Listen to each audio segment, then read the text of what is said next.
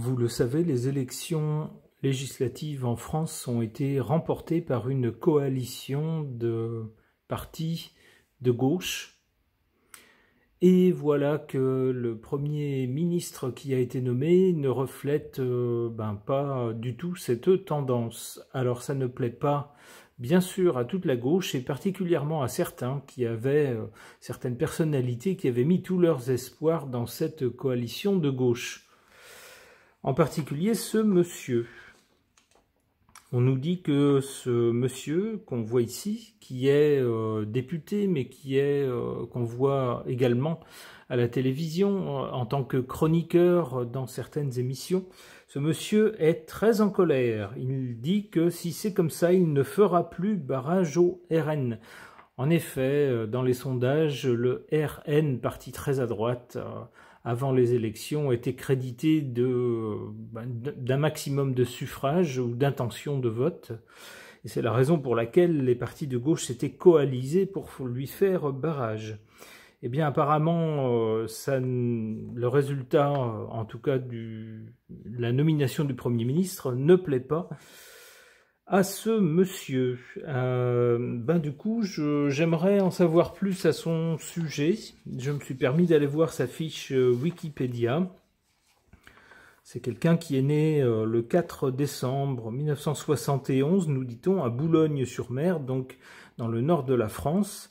C'est un journaliste de radio, de télévision, c'est un écrivain et un homme politique. C'est quelqu'un qui a choisi le journalisme d'abord, puis qui s'est retrouvé journaliste pour certaines chaînes de télé, et puis qui est devenu beaucoup plus ensuite, semble-t-il en tout cas, un homme de télé et de politique. C'est quelqu'un qui a fondé son parti en 2018, son propre parti qui s'appelle Révolution écologique pour le vivant.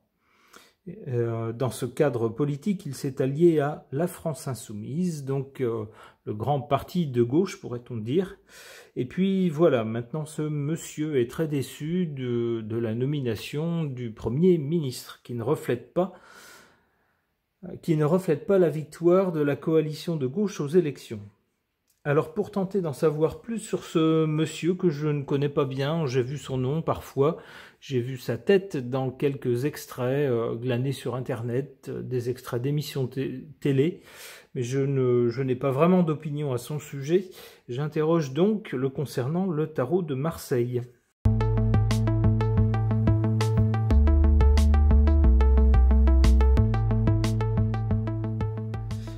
Eh bien, je suis très déçu par les cartes qui ne me disent rien de plus que la réalité. Ce que je vous ai exposé en résumé et en introduction. En effet, on a exactement le scénario dont je vous ai parlé. On a d'abord ici, du côté du passé, avec cette carte du soleil, et puis deux personnes qui s'entraident. On peut y voir la coalition de gauche, c'est-à-dire les gens de gauche traditionnellement. C'est des gens qui cherchent l'entraide, le social, vous voyez, ce genre de choses. Donc on voit bien ici deux personnages qui tentent de se soutenir mutuellement pour représenter ce que c'est l'idée que donne le soleil au-dessus, une force rayonnante, une force qui s'impose, une force qui se veut bienveillante, humaniste. Donc on pourrait y voir la coalition justement qui s'est formée à gauche pour les élections législatives. Pour le présent, on a cette carte du pendu. Eh bien oui, ce pauvre monsieur qui comptait bien, puisque cette coalition de gauche avait gagné, qui comptait bien voir nommer un Premier ministre de gauche, avec sans doute un gouvernement de gauche, eh bien il ne peut qu'assister, impuissant, à la nomination d'un ministre qui n'est, on va dire, ni de gauche ni de droite, mais surtout très pro-européen, et qui va s'occuper des problèmes de finances. C'est surtout ça. Alors ça ne fait pas du tout l'affaire, bien sûr, de notre journaliste situé plutôt à gauche, puisqu'on sait qu'à Bruxelles, on a surtout tendance à s'en prendre à tout ce qui est social et puis au service public. Alors ça ne va pas faire l'affaire de notre journaliste. Mais malheureusement, le pauvre ne peut rien faire. On le voit ici en pendu, hein, il ne peut qu'observer la situation. Il voit la nomination de cet homme qui ne correspond pas à l'orientation politique de la coalition gagnante des élections, mais malheureusement, que peut-il y faire? Pas grand-chose. Alors, a-t-il dit, eh ben, si c'est comme ça, la prochaine fois, je joue plus. Voilà. Hein, si on pipe les règles du jeu, eh bien moi, je ne joue plus, je m'en vais, je fais ma vie de mon côté. C'est exactement ce que dit le mat. C'est-à-dire, je sors du système, je sors du jeu, d'un jeu qui apparemment, comment on dirait, pipé, n'est pas honnête. Puisque le jeu, normalement, c'est que celui qui gagne des élections, eh bien, gouverne. Donc on aurait dû avoir un Premier ministre issu de la mouvance de gauche, alors soit très à gauche, soit pas très à gauche, mais en tout cas de cette aile-là de la politique. Ce n'est pas le cas, donc ce monsieur dit, eh ben, puisque c'est comme ça, je m'en vais. Je m'en vais de ce jeu politique. Je vis ma vie de mon côté.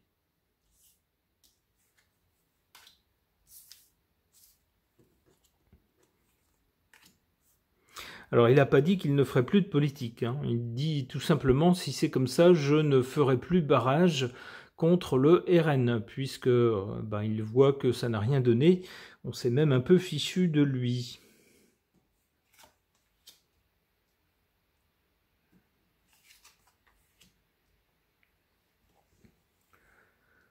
En défaveur de ce monsieur, la justice. Alors, je ne sais pas si c'est quelqu'un qui a déjà eu affaire à la justice. Et si c'est le cas, je ne sais pas à quelle occasion, je ne sais pas ce qui lui a été reproché, mais il semblerait que la justice joue contre lui, donc on ne saurait trop lui lui donner comme conseil de faire attention à ce qu'il fait. C'est certainement quelqu'un de très convaincu, de très engagé dans ses convictions.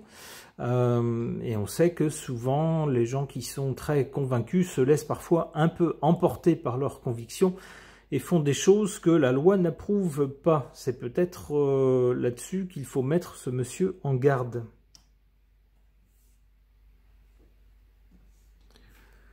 En carte positive concernant ce monsieur, en carte favorable concernant ce monsieur, le diable. On peut penser justement, comme on le voit avec l'article que je vous ai présenté, on a l'impression de quelqu'un qui est très engagé idéologiquement. Il a fondé un parti pour défendre ses convictions écologiques, entre autres. Donc c'est quelqu'un qui y croit. Et comme tous les gens qui y croient, c'est des gens qui souvent ne soupçonnent pas que les autres puissent être malhonnêtes. Et on nous dit avec cette carte ici du diable en position favorable, c'est peut-être justement quelqu'un qui va ouvrir les yeux sur la malhonnêteté du milieu politique, c'est-à-dire des gens qui prétendent avoir des convictions, et puis dès qu'on leur promet un poste, s'ils rallient tel ou tel parti, ou s'ils retournent leur veste, eh bien ils n'hésitent pas une seconde. Alors ça semble surprendre ce monsieur. Alors c'est bien pour lui, si vous voulez, pour sa personnalité, c'est bien, ça prouve que c'est quelqu'un qui est intègre, qui est honnête, même si on n'a pas les mêmes idées que lui ou pas les mêmes convictions que lui, on peut respecter son honnêteté, son intégrité. Et donc là, on voit quelqu'un, on pourrait dire que les malversations, les malhonnêtetés du milieu politique vont le servir. C'est quelqu'un qui, semble-t-il, va les dénoncer. Alors c'est déjà le cas, il dit si c'est ça le résultat de la coalition contre le RN, eh ben moi je me coalise plus parce que ça sert à rien, grosso modo. Donc c'est quelqu'un qui dénonce tout ça, qui dénonce ces malhonnêtetés, et on peut penser que ça va le servir, que par rapport à d'autres personnes de sa mouvance politique, qui elles sont peut-être un peu moins intègres, un peu moins honnêtes, eh bien il va se distinguer.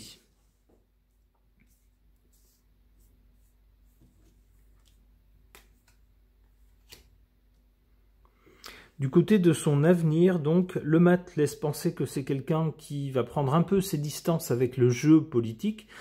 Alors, non pas qu'il ne fera plus de politique, il faut bien faire la différence entre les deux. La politique, c'est ce qu'on pense, ce qu'on projette, l'idée qu'on a de la façon dont la vie en société doit être organisée, avec le jeu du pouvoir des institutions. Donc c'est peut-être quelqu'un qui va rester là-dedans, c'est un terrain qui l'intéresse, mais sortir des alliances politiques ou des partis, puisque apparemment il en est très déçu. Eh bien, s'il sort de cela, ce sera peut-être pour aller vers l'étranger, ou quelque chose en lien avec l'étranger, avec cette carte du monde. L'autre signification, ça serait de nous dire que finalement, ça serait une bonne chose pour lui, une bonne idée, de ne pas persister à vouloir jouer le jeu des grands partis politiques français qui l'ont déçu, qui viennent de le décevoir, et de faire les choses autrement. Alors comment, je ne sais pas, mais apparemment ce sera une réussite pour lui.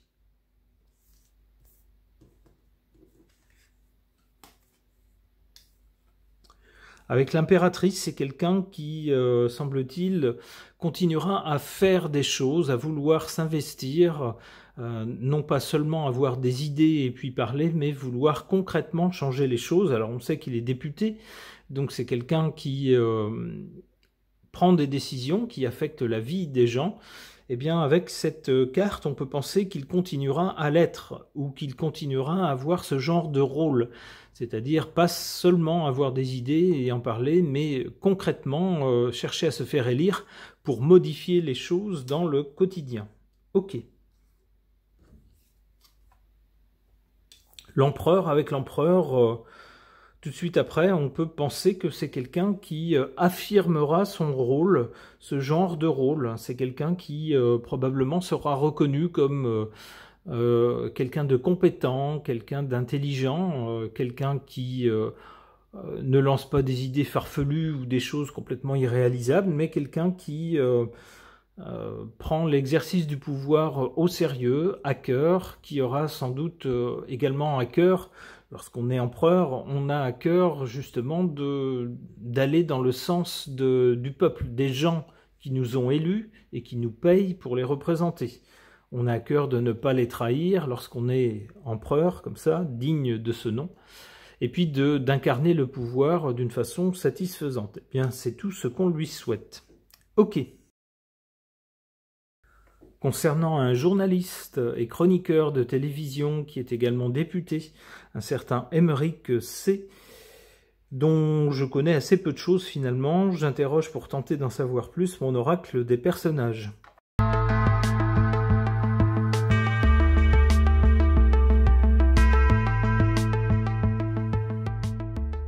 On a d'abord du côté du passé cette carte de la sentimentale ou du sentimental. Alors on peut penser à quelqu'un qui ne reste pas indifférent aux émotions des autres, qui ne reste pas indifférent aux autres tout court, au sort du monde, au sort de tout ce qui l'entoure.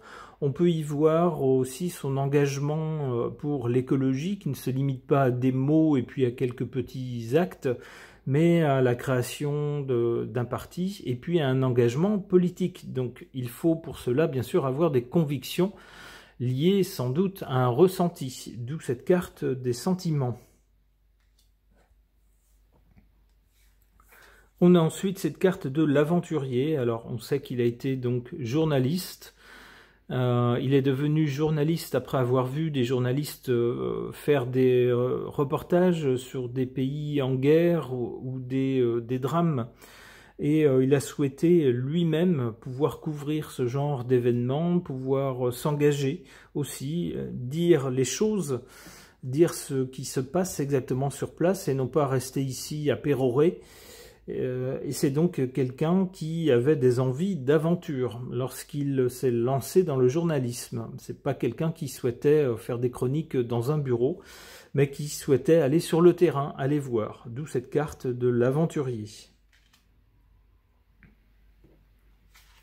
Du côté de l'avenir, on a quelque chose d'a priori moins sympathique, en tout cas de moins valorisant, la carte du beauf.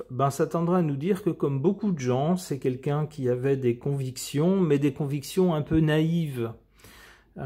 qui a cru pouvoir changer le monde et qui y a mis toute son énergie et qui découvre maintenant ici, après des élections dans lesquelles il s'est beaucoup investi, avec lesquelles il a rejoint une grande coalition pour faire barrage à un parti d'extrême droite.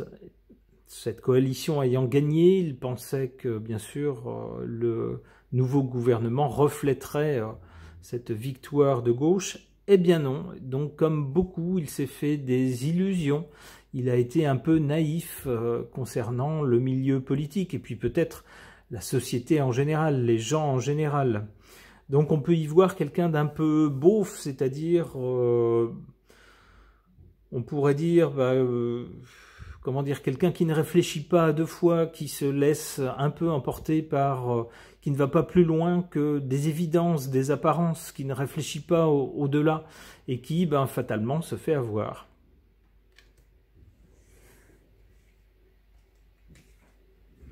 Alors en même temps, cette carte du beauf n'est pas que négative, hein. Ça reflète en même temps, j'allais dire quelqu'un qui est, si c'est quelqu'un qui est naïf, c'est quelqu'un qui a une certaine pureté, quelqu'un qui croit en ce qu'on lui dit, quelqu'un qui ne voit pas le mal partout et qui reste persuadé qu'on peut bien faire, que la majorité des gens sont gentils ou bienveillants. C'est plutôt quelqu'un de sympathique, vu comme ça.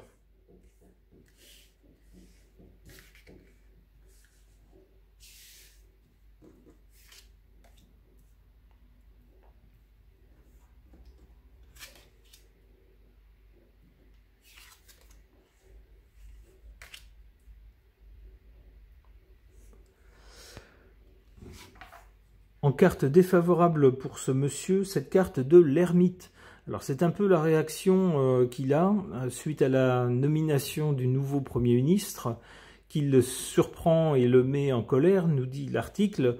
Eh ben, c'est un peu la réflexion, comment dire, la réaction de l'enfant gâté qui n'est pas content. Eh ben, si c'est comme ça, je joue plus. C'est un peu son genre de réaction. Il a dit, si c'est comme ça, je ne soutiendrai plus de coalition pour faire barrage au RN. Alors bon, c'est une réaction un peu emportée, un peu sur le vif, mais ça donne l'impression que c'est quelqu'un qui, du coup, voudrait tourner le dos au parti politique et à la politique. D'où cette carte de l'ermite. Bon, s'il a ce genre de réaction à chaque fois qu'il rencontre une trahison dans le milieu politique, il va effectivement très rapidement se retrouver tout seul, puisque les politiques ne sont pas réputés pour être fidèles aux choses qu'ils annoncent. Donc on lui dirait plutôt, petit, endurcis-toi un peu le cuir, parce que tu risques d'en avoir beaucoup des épisodes comme ça. Donc faut pas que ça te bouleverse à chaque fois. Alors comme pour y faire écho et pour justifier un peu cette attitude, on a en sa faveur cette carte du justicier, c'est-à-dire quelqu'un qui est persuadé que le bon droit doit prévaloir, que les gens sont bienveillants, qu'il faut se battre pour la veuve et l'orphelin, etc. Donc on nous parle de quelqu'un qui est contre l'injustice, et qui, de ce point de vue-là, ne se contente pas de mots, mais qui paye de sa personne. Alors attention quand même à ne pas se substituer lui-même à la justice, et à ne pas non plus aller tenter de sauver des gens qui ne lui ont rien demandé. En tout cas, là encore, ça prouverait, ça tendrait à prouver en tout cas, une certaine naïveté, une certaine fraîcheur d'esprit de quelqu'un qui croit en la bienveillance, qui croit qu'il faut s'engager pour défendre des choses qu'il estime justes.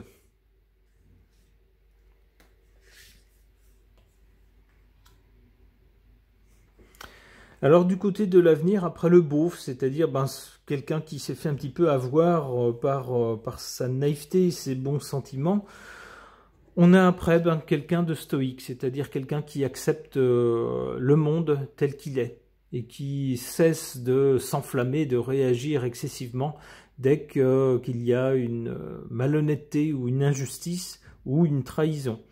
On a quelqu'un qui cherche plutôt simplement à observer le monde, à comprendre comment il fonctionne, les gens aussi, et puis ne pas être ni pour ni contre, mais simplement prendre note. et se dire, ben voilà, je vis dans ce monde-là.